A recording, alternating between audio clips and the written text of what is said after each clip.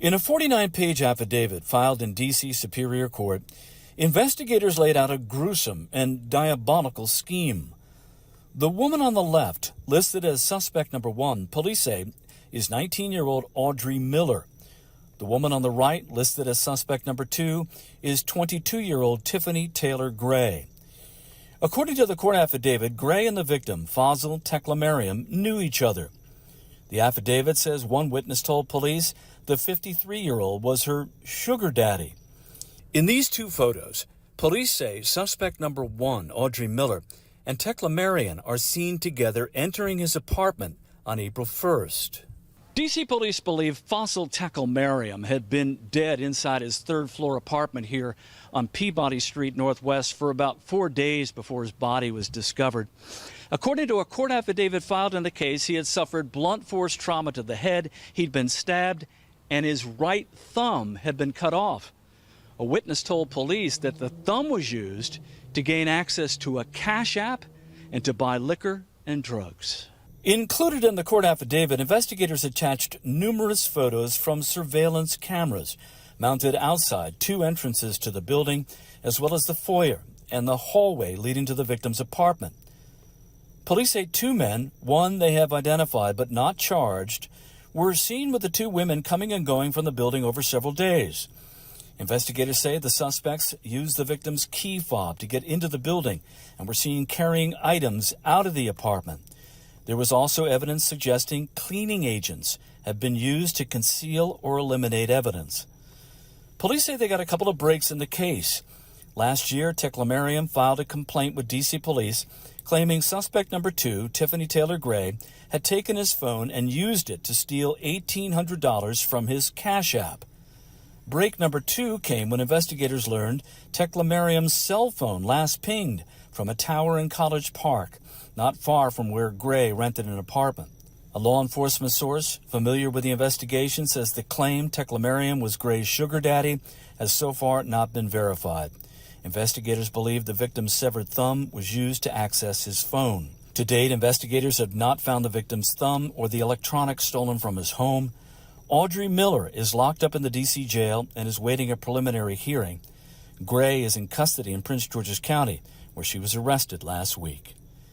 In the district, Paul Wagner, News 4. Please name one woman in the Bible who was paired with a spouse who was not the household provider. You can't, because there were none.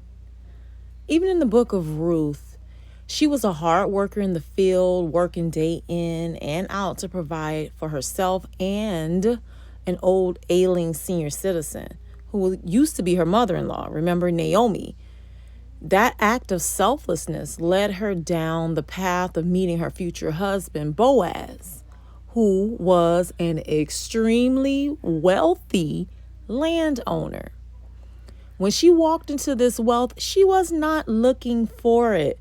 She was actually in sacrifice mode, ignoring her youthful days and working to feed 2 mouths when she could have just been caring about herself, which is what is being preached, right? He noticed from his high place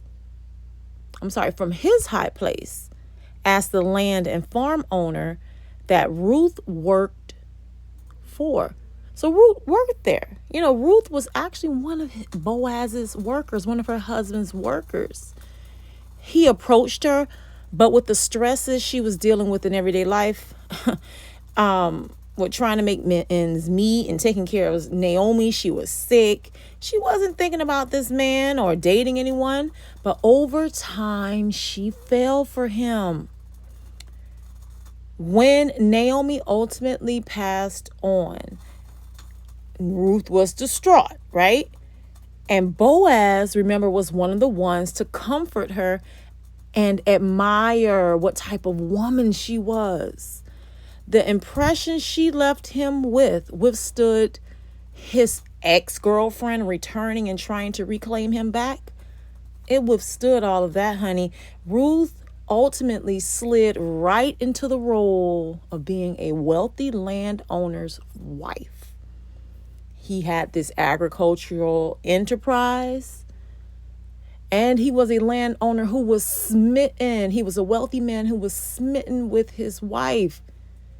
He loved her, and he loved to give back to the community and bless others. This is a much better outcome, don't you agree, than living the finesse life seeking to be a sugar baby, like we saw in this article. Finessing. A woman of God doesn't have to do that, and she will still land the provider man that she desires, that the Bible pretty much laid out. A girlfriend who's provided for, okay, that's fine. But those who are a part of the sugar baby movement, it's getting a little crazy, don't you think? I mean, ooh. If you like older men, fine, do that. Like Sweet Tea from Married to Medicine, Dorit from Real Housewives of Beverly Hills, and even my mother. My daddy was way older than my mom, much older. But the sugar baby movement can lead a woman down the path of what happened in this unfortunate instance. It's the desperation for money of those women within that lifestyle, or some of them, especially the ones from this article, that led them down a road to ending someone's life. What is the purpose? What was the purpose of them even taking this man's life? Was his was his money really that serious? I mean, at the end of the day, it was his money, not theirs.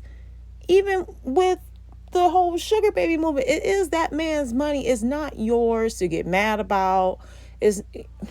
What are you doing? I mean, at the end of the day, you just have to think about it that way.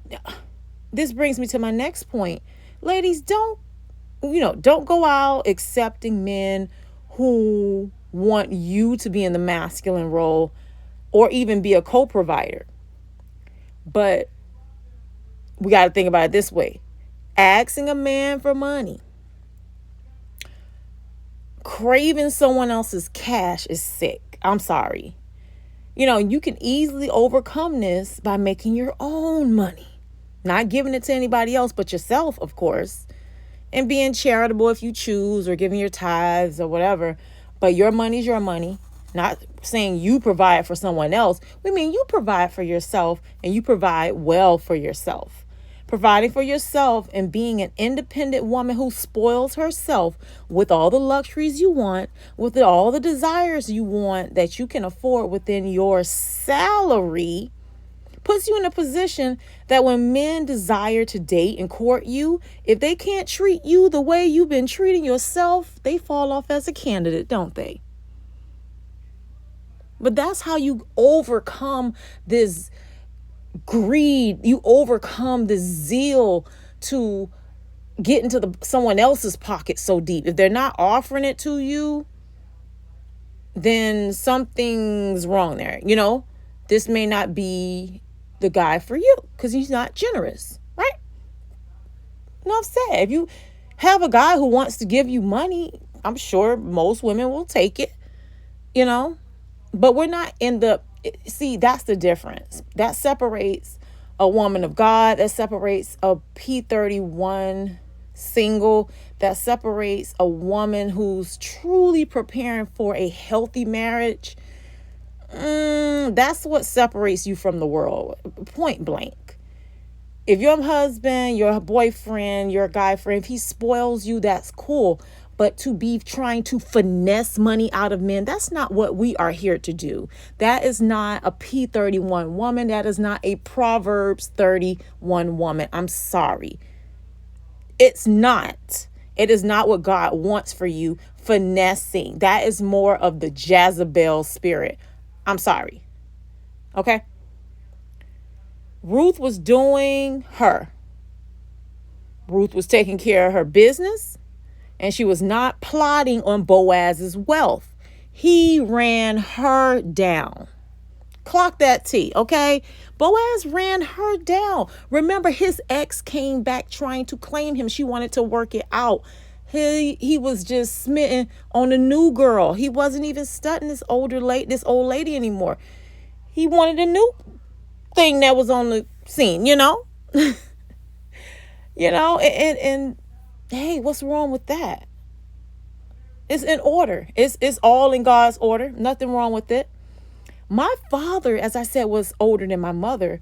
And when they met, she wasn't looking for a sugar daddy. He met her working at the Sears diner, taking care of her 2 sons. They started to date, and he married her within 9 months. They purchased a home. And then they had me like a year later. And then one day when she came home from work, she stayed home, had her maternity leave. But when she did return to work, not much longer after that, you know what my dad said? He asked her a question. He gave her the option. Would you like to stay home and give the baby more attention? And she was just like, sure, yeah. And at that point, she became a stay-at-home wife. My dad, he went ahead and he took on another job to replace the one that my mother would no longer have. And when he retired, he was much older, but he had a vibrant young wife that he could still enjoy life with, It worked out. My mother was never in search of a sugar daddy to make her a stay-at-home mother. Heck, she wasn't even looking for a man that day. She was working. My mother's story is so much like Ruth. It's crazy. Your story is supposed to be like Ruth. Check out the description box for our P31 Single ebook. Also, our recommended self-love journal. Like, comment, and subscribe for more of this content.